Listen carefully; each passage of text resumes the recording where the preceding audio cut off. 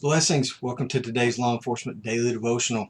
Today I read was Song of Songs, and I'm going to hop into it, but I'm going to tell you right now it's not going to take long because there's just not, this is such a great love story, but there's not a lot of law enforcement takeaways for me that I could find. Now, if you find something contradictory, you see something that is law enforcement related, please email me and let me know. I would love to get your take on this.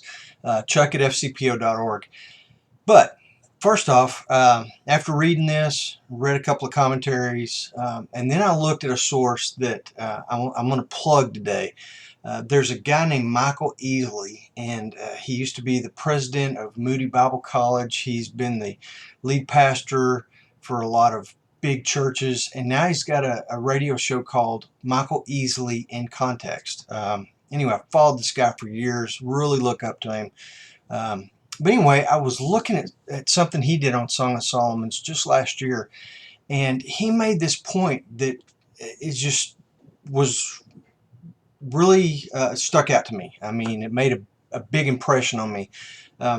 Solomon wrote this song. It's intended to be a song, and he wrote it as the Song of Songs, just like what God is the King of Kings and the Lord of Lords.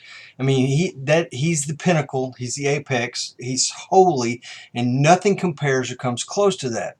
And so Solomon titled his song, his poem, the Song of Songs, thinking that it was that great and that set apart. And I'm not saying that it's not. I mean, my gosh, it ends up in God's Word in the Bible for all time. So, man, maybe this is the Song of Songs, the greatest song ever written.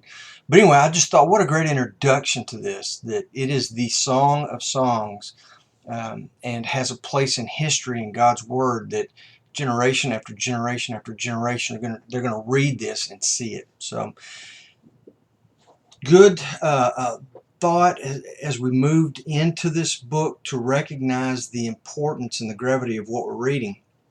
One of the main interpretations, and the one that seems to agree with most commentators, is that Solomon actually puts himself as the antagonist in this story.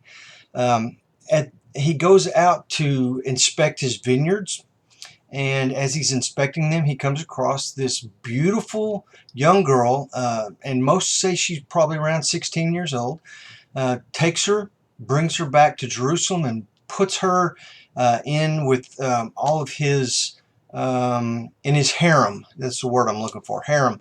But she was in love with a shepherd, and she wants to get back to her shepherd. Even, she could have this advantage of being with Solomon and all these riches and all the, this life of luxury. But her love is so deep that she wants to go back to the shepherd. So her brothers help her escape, help her get back to the shepherd, and we're told that she lives happily ever after. And it's just, it's a neat story. So take it for what it's worth. Let me know what your law enforcement takeaway from this is. Tomorrow we're going to be in 1 Kings chapter 11 verses 1 through 40. We're not going to read the whole chapter. And then jump over to Ecclesiastes, and we're going to read more from Solomon in chapters 1 and 2. So I look forward to seeing you tomorrow. You guys be safe out there.